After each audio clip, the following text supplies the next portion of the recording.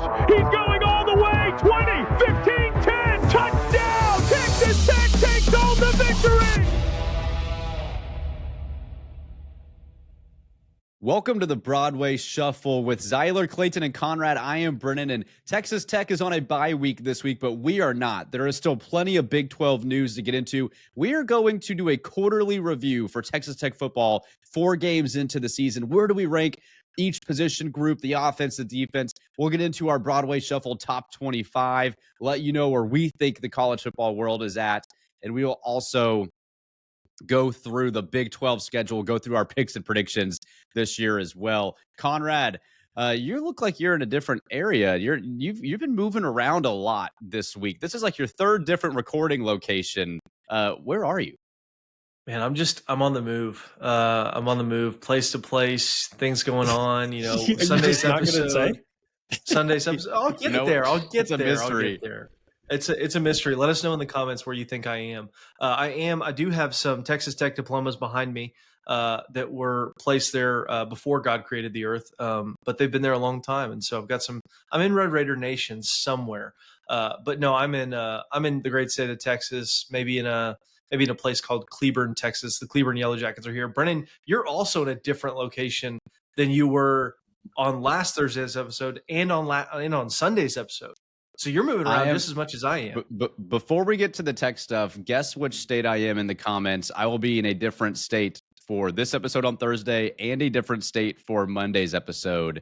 So I'm moving around all over the place, man. Time to find out. But there's plenty of Texas Tech stuff to get into this week. Bye week coming up, coming off the huge win against Utah. We had a reaction episode that dropped on Monday. So if you haven't gone back and listen to that yet, go check it out on our YouTube channel. Make sure to like and subscribe as well. But guys, I mean, this is a crazy, we're already 4 games in, Zyler, to 2025. I feel like we just kicked off against Pine Bluff, and here we are coming off a big win at Utah, now ranked 12th in the country. It's crazy how fast this season is already moving, but expectations for Texas Tech, they have far exceeded them so far. Yeah, I think it'll be fun to get into some of those position groups and how we grade them, why we graded them as they did, and what we're kind of looking for in the future. I think one of the more interesting ones, and we'll get into that in a little bit. I'm sure everybody's anxious to talk about the quarterback situation and what Tech's going to do there. It is fascinating, though, and you've got to remember to enjoy every game. You're 33% of the way through the season. If you're a non-postseason aspiration team like the Texas Tech Red Raiders are, you're only guaranteed 12 games. You're getting close to being halfway done, and the football season goes by really, really fast.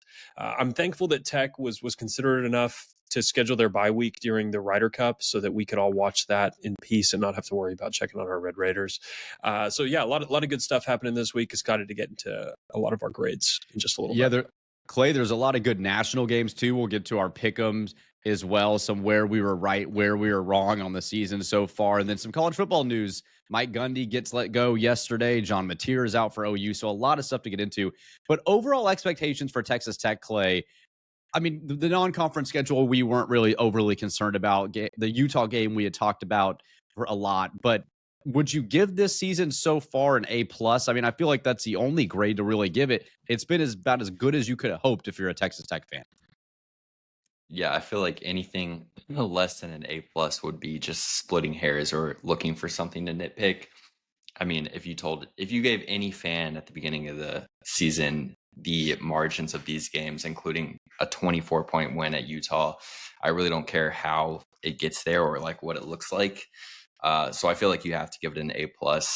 And yeah, I'm just excited for the rest of the season. I feel like I can't decide if I think the schedule now is easier than what I thought it was to begin with, because it seems like ASU and Kansas State, definitely Kansas State is worse than we thought, but like I feel like Kansas and BYU look better. So I don't know. And I feel Houston. like it probably, yeah, and Houston too. So it probably shakes out and is even. But yeah, I'm just excited to get back. And you're right, it is nice to have a bye because it's one of the best college football slates of the year this Saturday. Yes, we get to watch that in peace. Zyler mentioned the Ryder Cup. Can't wait for that this weekend. It's going to be a ton of fun. So, Conrad, let's go right to the quarterback conversation for Texas Tech. This wasn't really something that we thought we'd have to grade multiple QBs after 4 games. We were hoping that wouldn't be the case. You always want your quarterback to stay healthy. Barron for the most part in 2024, did stay relatively healthy with obviously a shoulder problem, but was able to play through it. Gets dinged up against Utah. Will Hammond comes in. We all know the story now and absolutely balls out on national television. So where do you grade the quarterback room 4 games in? And specifically now, where do you grade Behren Morton? And then what do you do with Will Hammond? How much time do you have? No, this is a conversation. We didn't, obviously we're all very, very happy with where we are as a team right now.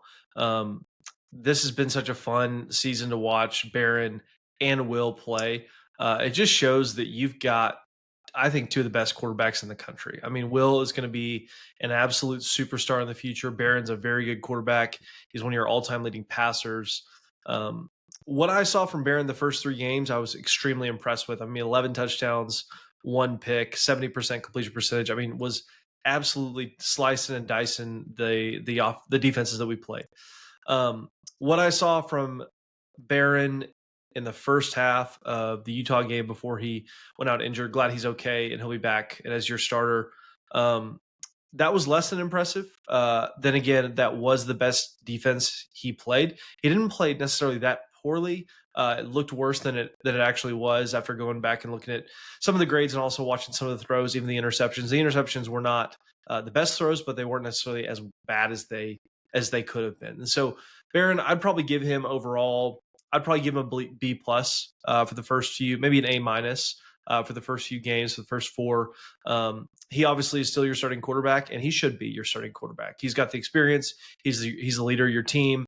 The confidence that he has is high, and it should be right now. Obviously, didn't have his best game against Utah, but he's still your quarterback. He's still a great player.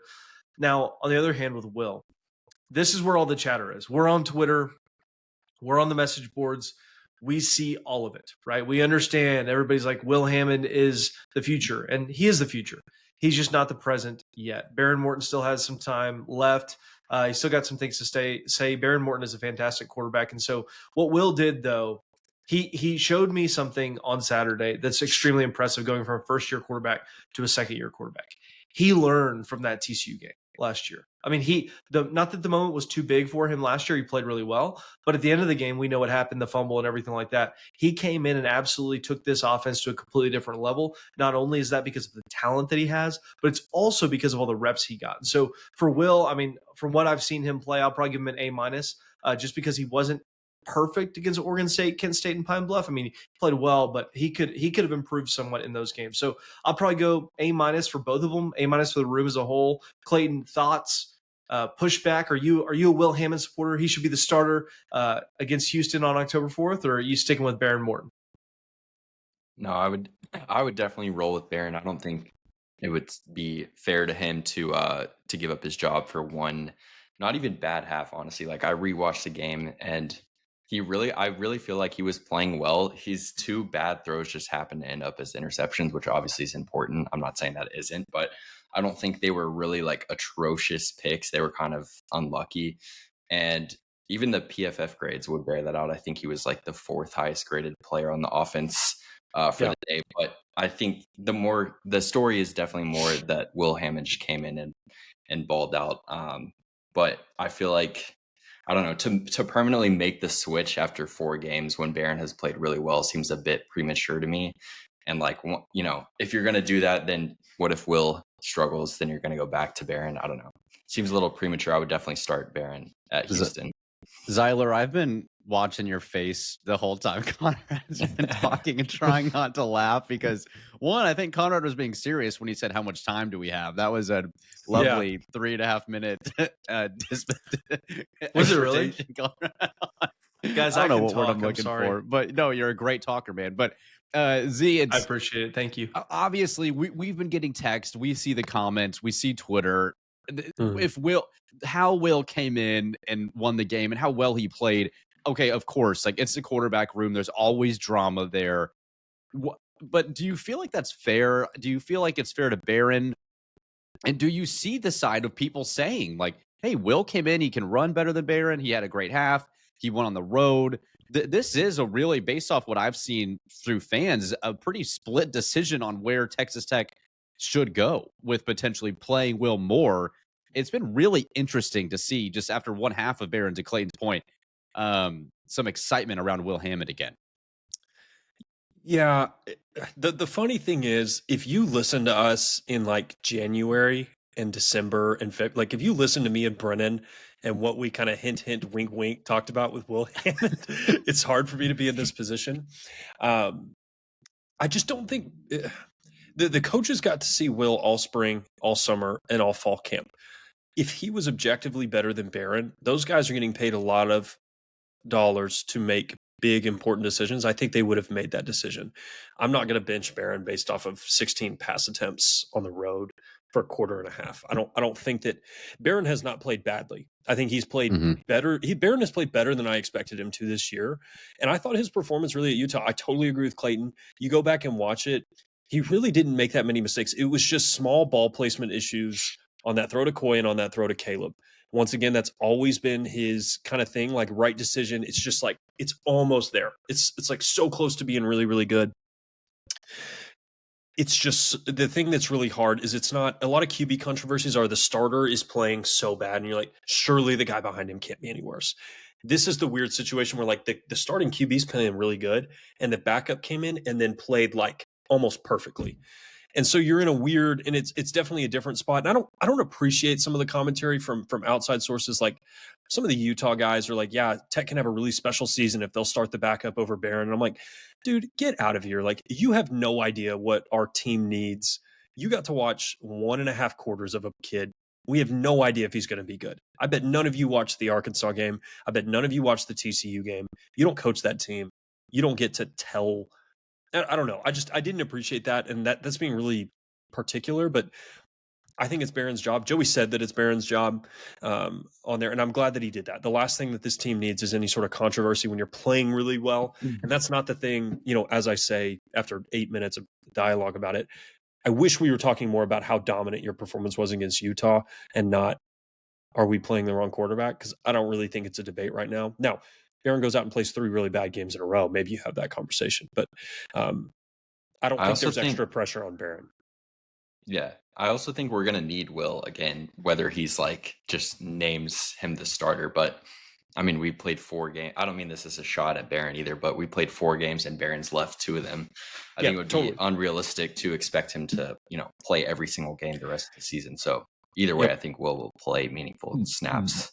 Do we feel like Texas Tech fans have been burned by this so much that it just is an automatic talking point? Because if you think about, it was Baker and Davis Webb, it was Taylor Potts and Stick Sheffield, it was Tyler Shuck and Barron. It was Tyler Shuck and Barron Morton just 3 or 4 years ago. 2 years ago. It's been a story through the program, really, pretty much since Graham Harrell left the university, and so. It is so easy to talk about. And Pat. Okay. Yeah, I mean, Pat. But you forget, there were fans that were calling for Nick Shimanek when we were losing games. They thought Nick would run the offense better. Yes. And remember, that was a thing. And I remember when Pat, that year, Clifton announced a starter and Pat rolls out against UTEP or whoever it was that week 1 and everyone goes crazy. We were students. I think that was our freshman year and Pat comes out in the field. We all go crazy. But even then it was still kind of like, who's going to be starting for you? So it always has been there. So it's easy for us as a fan base to talk about. But I agree. I think that Barron, you can't judge a guy off one bad half on the road. And it wasn't even that bad. Like it really wasn't that bad. We want to talk about bad QB plays. Let's talk about Devin Dampier. Devin Dampier, that's bad. Right. In his ghost injury, right? Too, that was now right. Yeah, Kyle that's not quarterback total egg.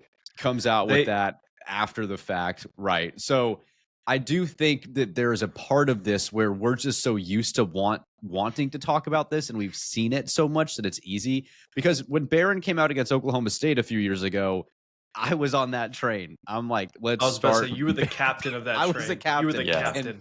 And if you've listened to me at all, I don't like Tyler Shuck. And he's one of my least favorite players to ever probably come through Texas Tech. So, really? Dude, yeah, really. I just have disdain for that. Him. Was sarcasm. I know that. And so you know that. Yeah. I just wanted to So anyways, It's something that we'll keep tabs on, obviously, over the course of the season. Wanted to touch on it here, but A-, I think, is a great grade for the quarterbacks. Let me go through a rapid fire here offensively. We can touch on some of these more in depth, but I want to go running back as well, because we didn't get to talk about this as much on the reaction episode that I wish we could have, because Jacoby Williams, I had mentioned towards the end of the show that, man, that run, you could have put a Jakeem Grant highlight in front of me, and that's what it looked like. This guy might be one of your more dynamic players that you have had in years. And then Cam Dickey's running with a physicality that we were hoping to see from him, and it is kind of that Sonic Knuckles that you see with the Detroit Lions, with Jahmyr Gibbs and David Montgomery. We're seeing the diversity in that room, and it's awesome. Grade for the running backs so far, 4 games in. Okay, I want to ask a clarifying question. When we talk grades, like, is an A exceeds expectations? How do we want to, what is an A? Is B acceptable? Like, oh yeah, this is good. And A is like, B, this is really good. Let's say B is good, and an A, and if you give an A, that is you saying they've exceeded your expectations as well. So an A would be, how they relate, like Nash. Yeah, I was expecting a B. I'm giving it an A. Like, okay. I would like to hear y'all's expectations compared to the reality of what the room is. Oh, I think the running back room has exceeded I think they're a very solid A. They have not been the reason you've had rushing issues. Jacoby's like the second highest graded running back on PFF right now. Like, he's been excellent. See, I think I was not as nervous coming into the year about the running back room, even after Quentin Joyner. Remember how big a deal that was? Yeah. People were freaking out. Like, when Quentin got hurt, these guys have been playing at an elite level, and Dickey and Jacoby played extremely well at Utah. They were consistent, and they're taking care of the football too. Which, that run on Jacoby, he could have tried to get stripped several times on a run like that. He's physical and he's patient. You can tell he learned from Taj, Conrad. He is kind of waiting for the blocks. Yeah, it's great to see. You can see just fingerprints of Taj's game on both of these guys. Like, you can see they obviously picked up what Taj was teaching them and just modeling for them. I mean, think about the physicality of Dickey. I mean, that one touchdown run he had, he just did not stop. Like, he just refused to go down. How many times did we see that from Taj? I mean, that's very Taj-esque. And then the patience from Jacoby that you mentioned. Point. I mean, these two guys, assuming they stay healthy, this may be a top 10 running back duo in the country, if not top 5. I mean, that's how good they've been. We need to see it more against more teams, but these two guys together, along with the great Adam Hill, who's not our leading rusher anymore, I don't believe. But those 3 guys, I mean, that's a dangerous room. So I'd probably give them an A for sure. Clayton, thoughts? I'm assuming we're all pretty unanimous on this podcast because Texas Tech is so good. But would you give it a B or would you keep it an A? I would probably keep it as an A, but I would say maybe an A- just because the pass protection and one of those missed pass pros ended up in your QB getting hurt. Almost costed you your season. Yeah, that's my only. Yeah, that's a good point. They've improved. They've improved for sure, and they've exceeded my expectations. I do still have the same concern that I have when Joyner first went down, is depth. Like, if one of these two were to get hurt, I would be a little concerned to have to, I don't know if you would, but to give Adam Hill carries in like meaningful Big 12 games, that would be my only concern. Yeah. Okay. So A for the running back room. Let's go wide receivers next. B+. Why B+? I think they've been better than I thought.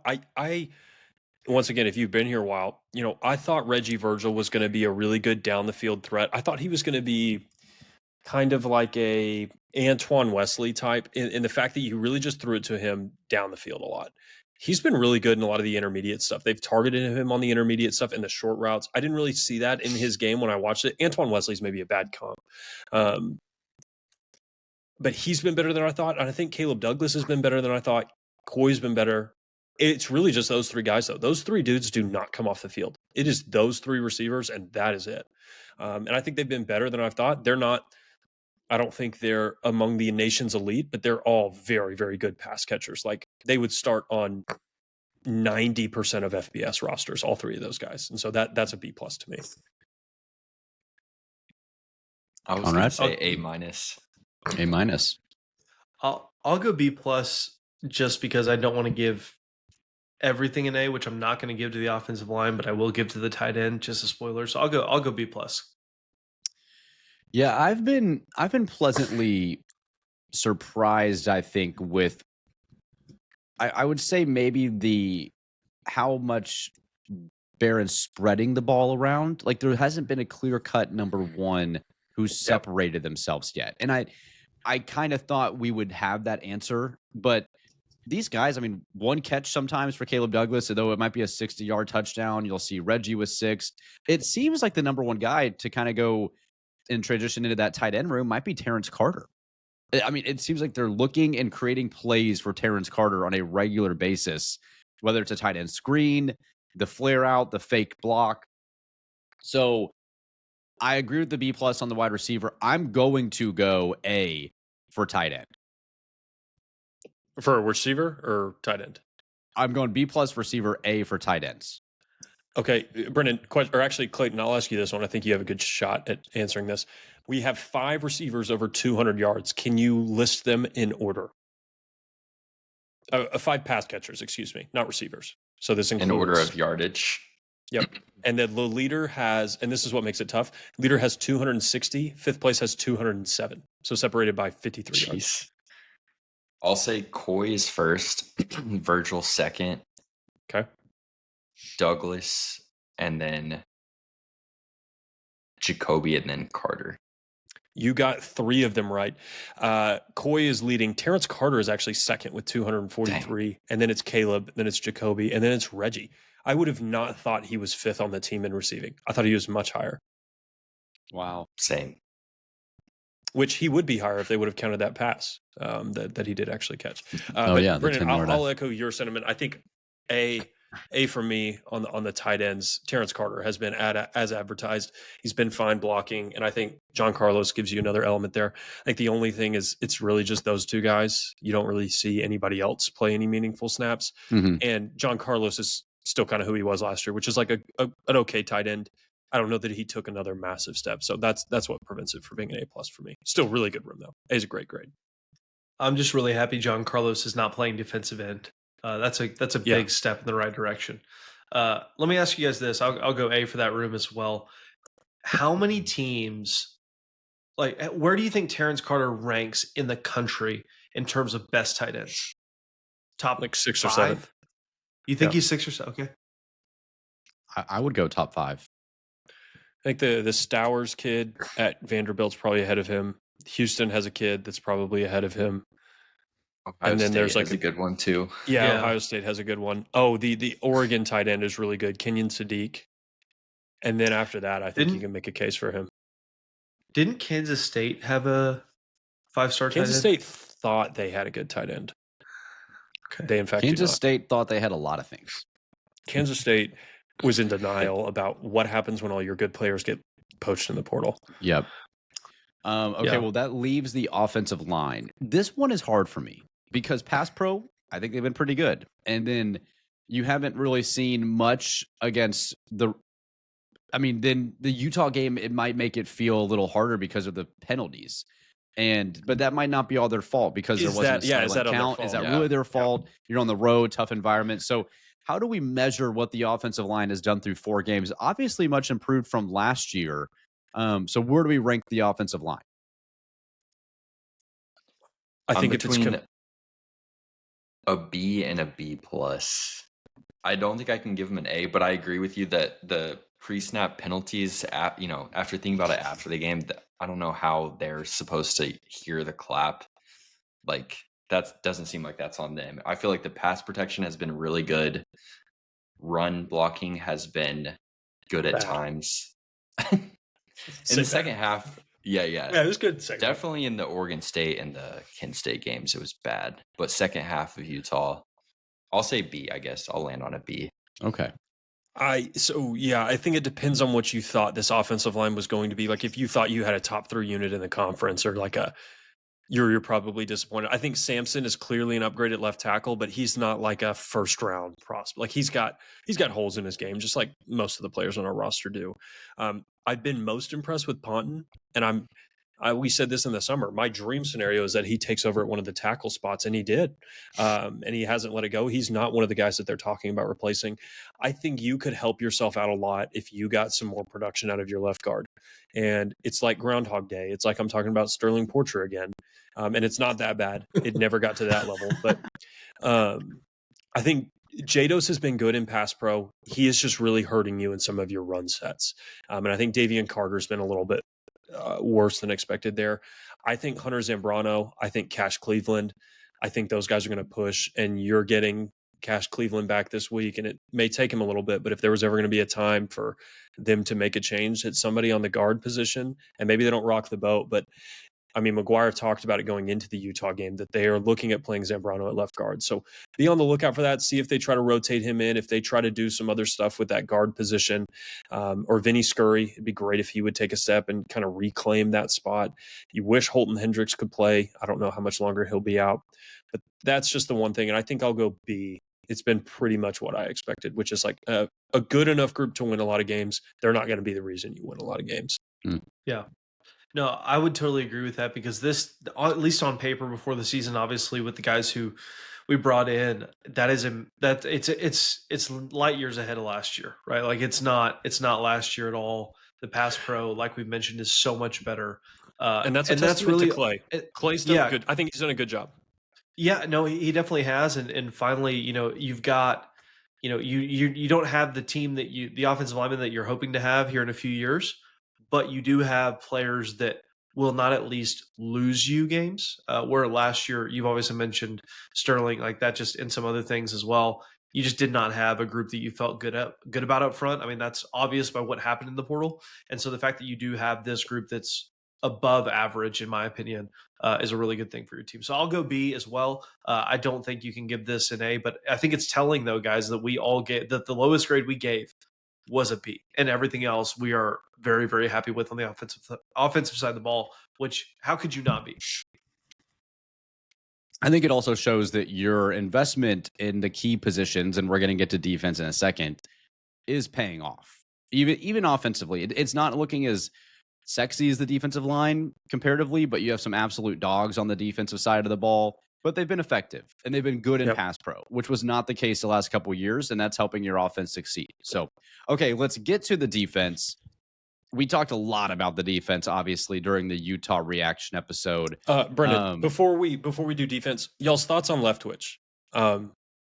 Before we transition to defense, I think it's been great. Yeah, A plus. Yeah, A plus. Okay, so I listened to your enemy, Joel Klatt, on Conrad. some of the shufflers. What decal was he wearing on his helmet? He was wearing a Tech One on his show on Monday. Look, okay. Can we stop the Joel Klatt slander? It was not that big a deal, and I like Joel Klatt personally, so I don't care what anyone else says. We know. Yeah. sorry, shufflers. I like Joel Klatt. Come after Brendan in the comments. He was talking about Tech's offensive scheme, and he said they mirror the different schemes well. There's a little bit of air raid. There's a little bit of the run and shoot. There's a little bit of an RPO. And when one thing's not working, they're able to do three different things very well. And that has not always been the case. And I thought that was a great analysis by Joel Klatt. And I could have told you the same thing, but you didn't ask me. But and so to your point, I think that Mac has been very creative in his play calling. It's been effective. He's put players in position to succeed. I'm A plus as well on the offense. I have had no complaints, and I have not seen a lot of people get on X or Red Raider Sports or wherever and just dog the offensive coordinator. So I'm assuming it's universally an A plus for a lot of people. It's hard to complain about one of the top offenses in the country through 4 games. Yeah, but we had one of those last year, and people were still pretty upset. That is fair. I understand why. That is a very fair point. I was the biggest Kitley defender on the show. The personnel that Leftwich gets to work with this year is like so much better. And he's also not having to go for it on 4th down all the time. You're just like, please, dear God, can we somehow score every single drive? Like, imagine if Utah scored 17 in the first half, how mad we would have been at Leftwich. Like, nobody's even you know what I mean? Like, it's just the game state and winning kind of cures all. We were Zyler, like, Kitley, critical thinking is not a strong suit of the Texas Tech fan base. No. We've got great thinkers. We've got scholars Shots and intellects everywhere. Conrad. I'm just when you criticize a guy that's got a top 10 offense pretty much every single year he coached here. Sorry, I don't think that's the best take. So people didn't like that offense, and I think those takes were very reasonable. I think Kitley was dealt a 4 and an 8, and he's asked to play at a really hard table, and he's got to find a way to make that work. It was just tricky for him. So okay, I'm going to get into don't hear me get into the defense. Let's get to defense. Criticizing. No, I'll just let me defend myself so people don't come after me. I'm not attacking you. No. I know you're not. We're on the same team. You'll know when I'm attacking you. I know you will. You're very transparent with that. I appreciate it. But no, we have a lot of fans, and this is every fan base, right? That attacks, when it's not really appropriate to attack. And so I think a lot of the Kitley slander was very unfounded, and so that's why I say that. And I'm very glad that it's not happening with Mac. But one of the big reasons that it's not happening with Mac is this defense on the other side of the ball that just keeps getting the ball back to him, and this offense time and time again in great spots.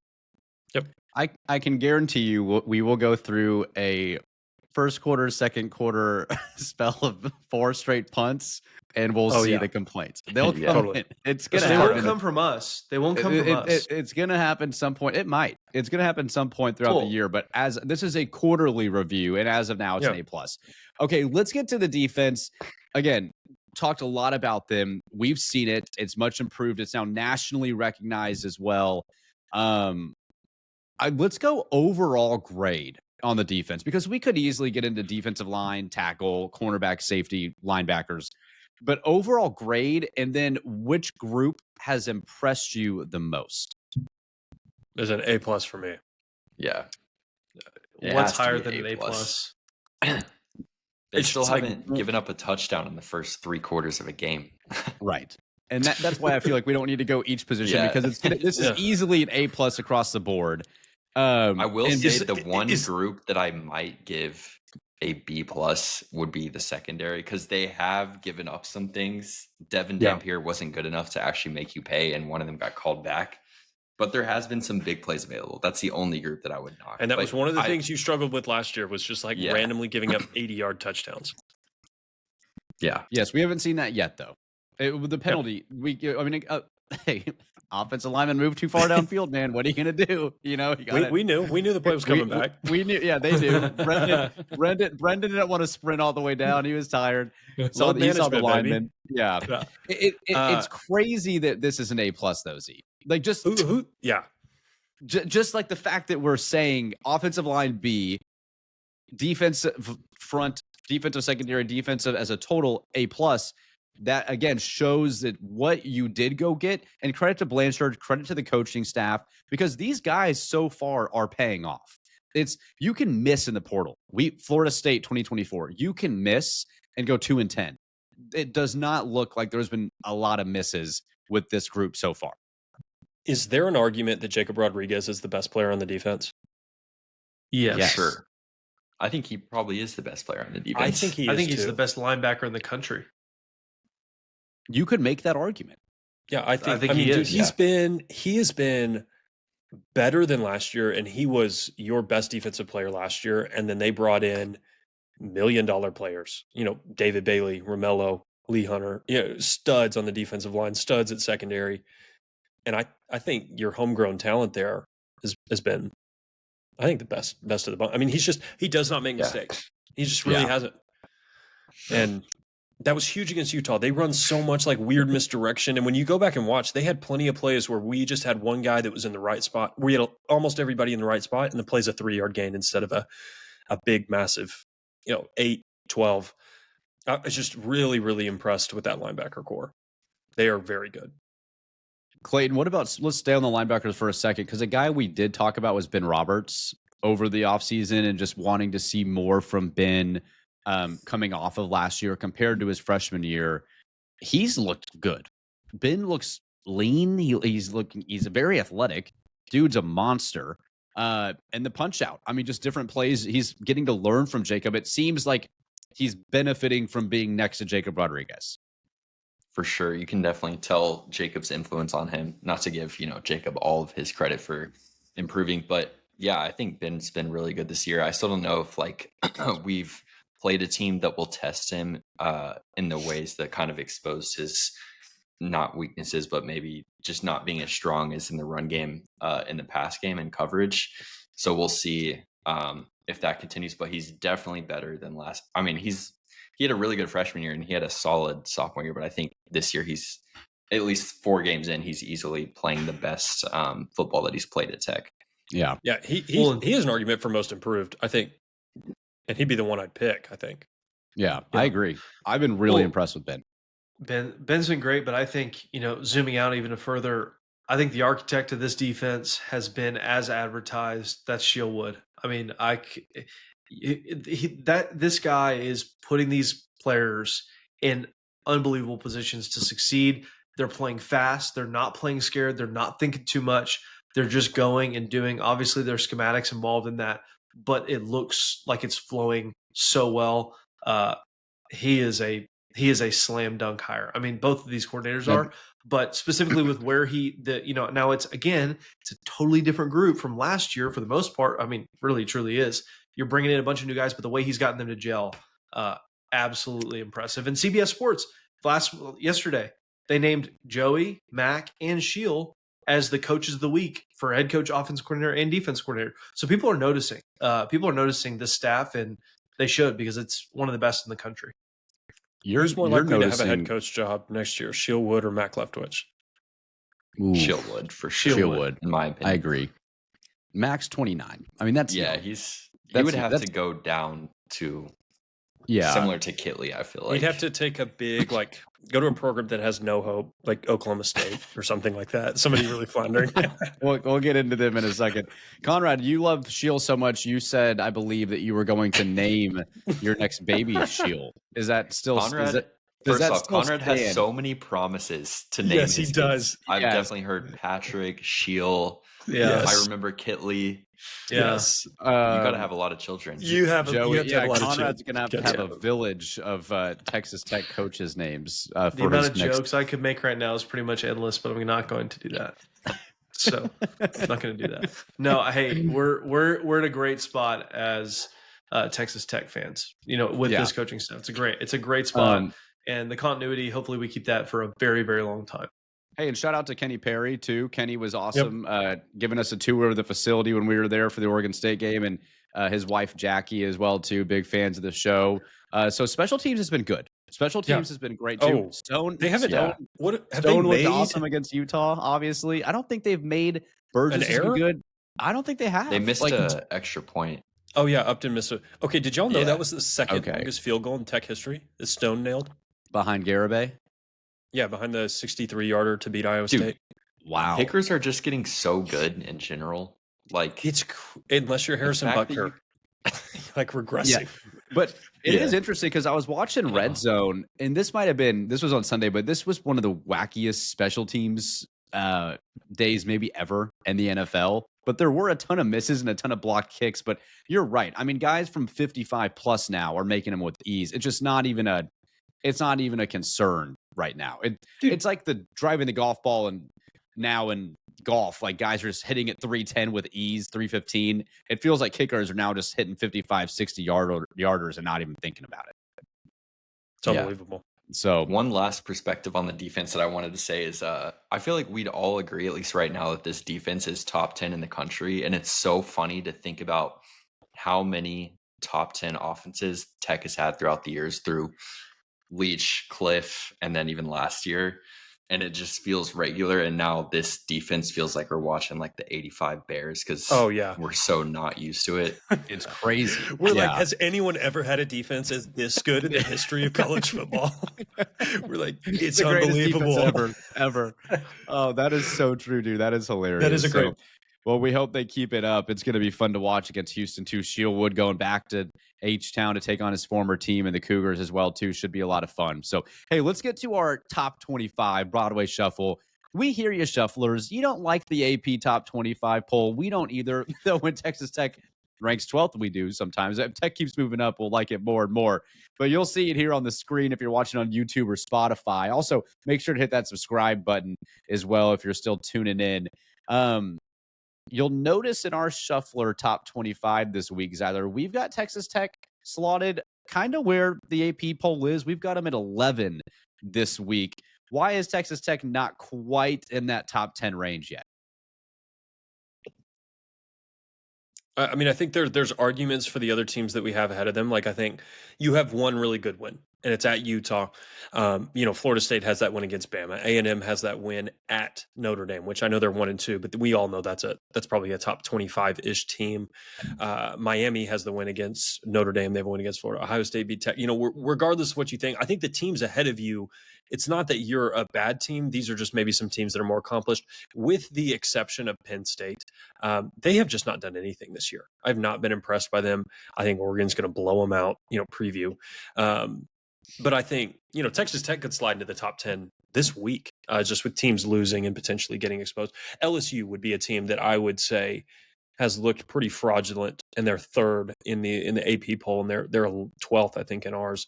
That win over Clemson looks terrible. You beat them by less than Syracuse and Georgia Tech did at Clemson. And so I am very, very out on the LSU Tigers right now. And so then there's teams like that. They beat Florida by 10 with 5 picks, and then Miami had their way with Florida. What's really on your resume? You've beaten 2 1-3 ACC and SEC teams. Like, congrats. Yeah. And then Clayton, our metrics. The logo matters, man. The logo matters. Logo matters. According to Joe Platt, it matters. It matters. And I picked Clemson to be good, so that's on me too. But I also picked Clemson to be good. Our metrics, our database, Clay, has A&M at 5. Seems high, but that's what the computer's saying. Mm-hmm. Yeah, I don't want to out anyone, but Zyler definitely had A&M higher than I did. Although I did have them, I think, one spot ahead of Tech, and because of the reason that Zyler mentioned, that I feel like winning, even though Notre Dame is 1-2, I think that winning at Notre Dame is just a more impressive win than at Utah. I'll say this. I think if CJ Carr had an SEC patch on his jersey, Conrad would be talking about him every other week. The kid's been dynamite, and he's right in that mold of QBs that Conrad really likes to worship. the Conrad mold of quarterbacks. It's a very specific type. I just haven't had time yet on the show, but if you'll give me the floor here towards the end of the episode, I can do that for you and our listeners. But I'll refrain for now. Maybe. So I have been watching CJ, and he's pretty good. Yeah, he's looking good. He's no Barrett Morton or Will Hammond, but he's a good quarterback. He looks really good. He does look good. Well, that's any other thoughts on our top 25 shufflers? Let us know in the comments as well below. But any final thoughts before we get to our pick'ems for the weekend? Yeah, just missed Oklahoma State after dropping to Tulsa. That was a tough one. They gave Tulsa all they could handle. I almost had them in the top 25. But yeah, just wanted to shout out Mike Gundy. I made my wife sit through probably a 5-minute YouTube highlight video of his best press conference moments. And dude's just an absolute legend. Big 12 legend. As long as I've been watching football, Mike Gundy has been the coach at Oklahoma State. They, in a lot of ways, and this is not going to be an Oklahoma State, podcast, obviously, but they were pretty much what I was like, why can we not be Oklahoma State? I was always thinking, like, they don't have more resources. They're not in a better spot. Like, why can't we do what they're doing? And for the 2010 to 2020, it was pretty much, and even through 2021, bummer to see him go out like this. I like Gundy. I think he's funny. I think he's a good coach. He got caught up in the times and didn't adapt quite as quickly as he needed to. I think he'll land on his feet. He'll probably coach North Texas to like a playoff berth or something crazy. But yeah, I don't think he's going to go be a TV analyst. I don't think OAN has a TV or a sports segment, so I think he will get back into coaching. He strikes me as the guy that's going to wind up at like Memphis or like some team that's going to like, hey, dude, just go coach the team. We're going to do all the NIL. It's going to be really sketchy, but like, don't worry about it.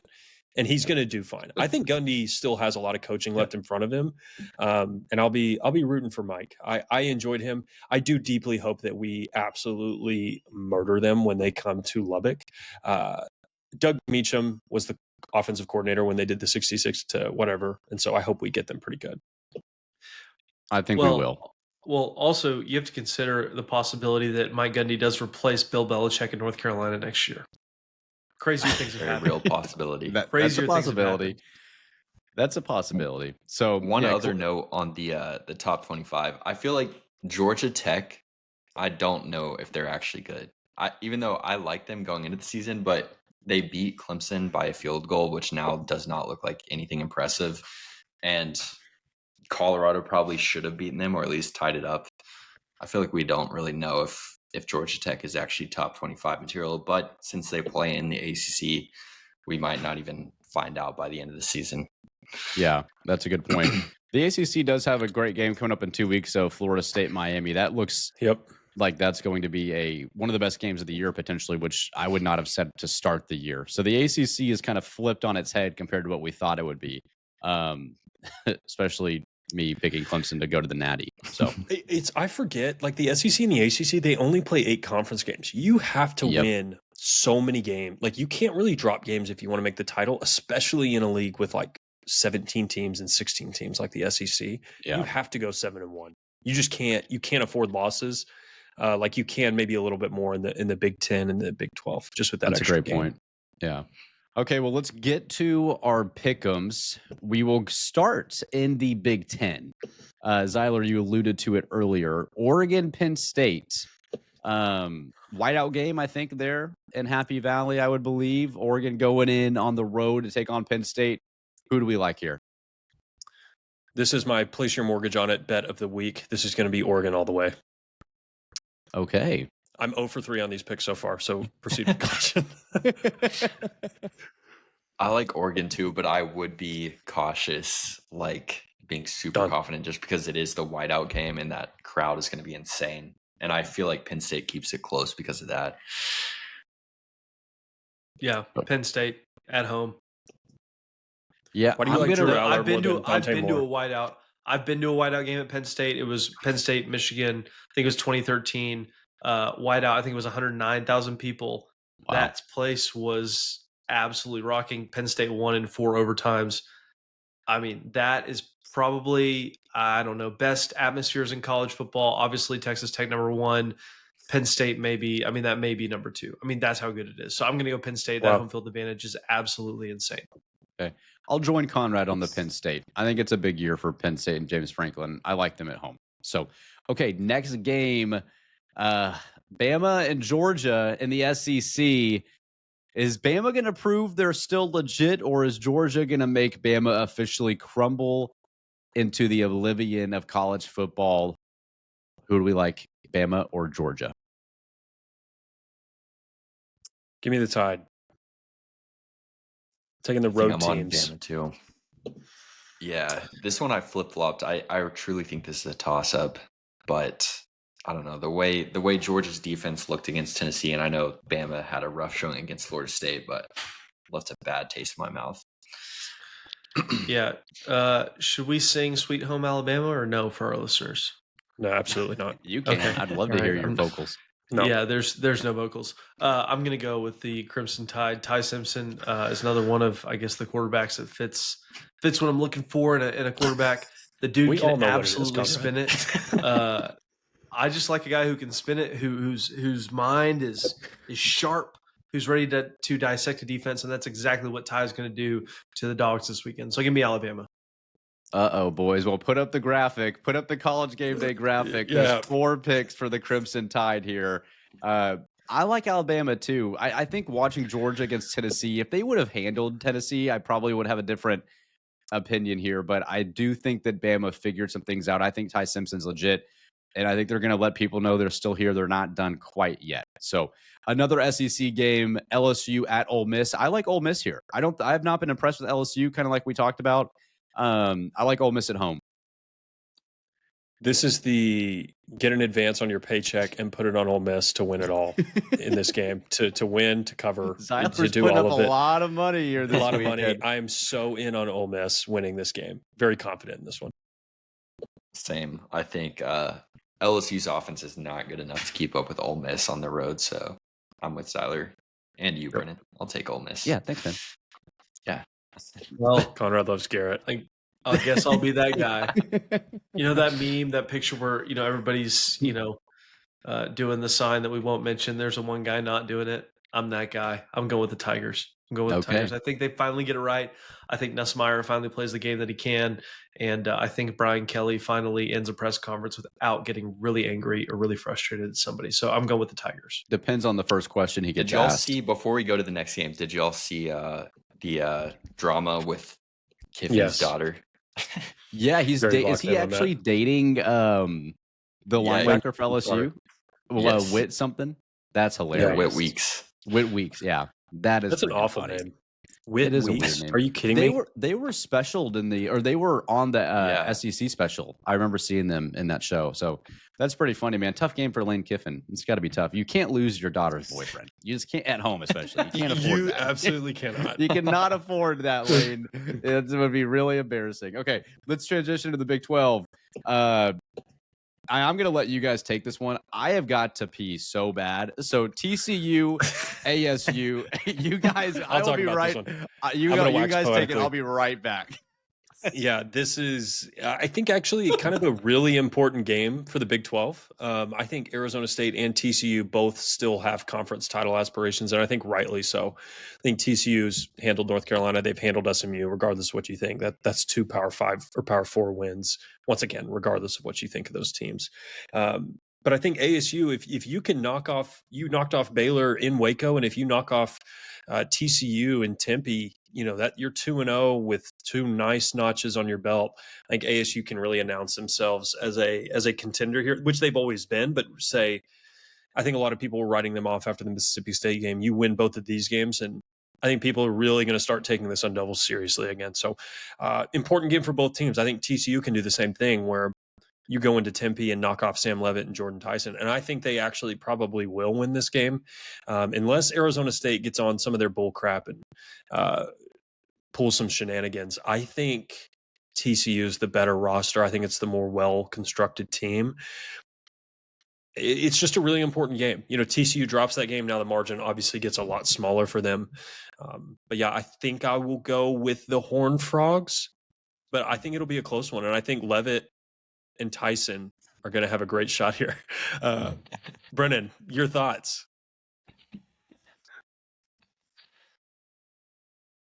Conrad, I'll give your thoughts while Brennan recovers. Yeah, well, Brennan doesn't know how to sit down. I will say this. There are certain things in life that are difficult to do, but they're the right thing to do. And what I'm about to do is extremely difficult for me, but it's the right thing to do because I think it's exactly what's going to happen. I think TCU is going to win by 10 points in Tempe. I'm going to pick the Horned Frogs to win. I'm going to pick Josh Hoover to have a great game. I think he's a phenomenal quarterback. I'm going to pick the TCU Horned Frogs to defeat the Arizona State Sun Devils in Tempe, and the demise will begin for the Sun Devils after this game.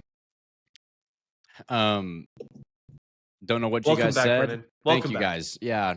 Are we allowed restroom breaks during the podcast? Because I am battling a pretty strong cold, and I've had a lot of Pedialyte today, and it's running. So I've sorry guys, I'm back, but I'm gonna take the Sun Devils. Then I sit back down. You've ever just embarrassed yourself on YouTube before? I just did. Doesn't matter. I like the Sun Devils here. So I just think the home field advantage will matter there. So, okay, Arizona at Iowa State. Is Arizona going to prove they might be much better than last year and show they could be a legit contender in the Big 12? No. Yeah, you forget that Iowa State has that one Big 12 win already notched. If you go back to week 0, they have that win over Kansas State. So, yeah, big moment for Brent Brennan. I've heard whispers that he's in the mix for the UCLA job. So maybe he's, looking toward LA, and maybe he wants to make a big impression here. But I think they've got a good team. I don't know that I buy into Iowa State all the way, but they do have the longest tenured coach in the Big 12 and Matt Campbell now with Mike Gundy's departure. So we'll see. That'll be an interesting game. One I'm definitely going to be tuned into to kind of see what happens there. I think the winner, Iowa State goes to 2-0. That's obviously a big step. But Arizona State goes to 1-0 with a win in Ames. That's a tough place to win. They will be very much a conference contender. Okay, Clay? Yeah, I think I like Iowa State in this game, although I like Arizona to keep it close. I think they are fortunate that this game is in September and not later on in November as a team playing from, the desert. But I definitely think Arizona's improved. I'm surprised, side note, that Brennan is in the running for UCLA. I mean, it was literally like a month ago that Arizona fans wanted him gone. So that's funny to hear. But I'll take Iowa State to win. I like Iowa State as well. I also think the UCLA job is worse than the Arizona job. I feel like that's one of the worst jobs in Power 4 now. So that would be an interesting thing for Brent Brennan to do. But give me the Cyclones. Yeah. Going with Rocco and the Cyclones as well. Okay. Well, that leaves one last game, BYU at Colorado. I am going to root for BYU the rest of the year until they play in Lubbock, because that's a chance for Tech to potentially host a game day if things go well and BYU's in the top 15 and Tech's in the top 10, top 5. So give me the Cougars to take down the Buffaloes in Colorado. That's a legit defense. At least it appears to be on paper. I like BYU to win pretty resoundingly. I think they put Colorado in a blender and they're never able to really get anything going offensively. Same. I think BYU kills them. I mean, they played in the bowl game last year and destroyed them, and Colorado is much worse. So I'll take BYU. Yep. Anybody against Colorado, so I'm going BYU. All right. Put the graphic up. Water I like is it. Well, no Texas Tech game to predict this weekend, but we will be back on Monday to look ahead to Houston and see what went down in the Big 12 over the weekend. And potentially have another interview for you guys as well, dropping Monday morning. So be on the lookout for that. Again, made it 56 minutes without really giving a subscriber message, but at the end of the show, would really appreciate if you guys like what you're listening to make sure to hit the like button, subscribe on YouTube, follow on Spotify, and make sure to follow our social medias as well. We release short videos of all of our player interviews every Monday on TikTok and Instagram and Twitter. So thank you guys for tuning in to our Everyday Shufflers. We appreciate you, and we will see you guys on Monday. Wreck 'em. He makes the catch. He's going all the way. 20, 15, 10. Touchdown.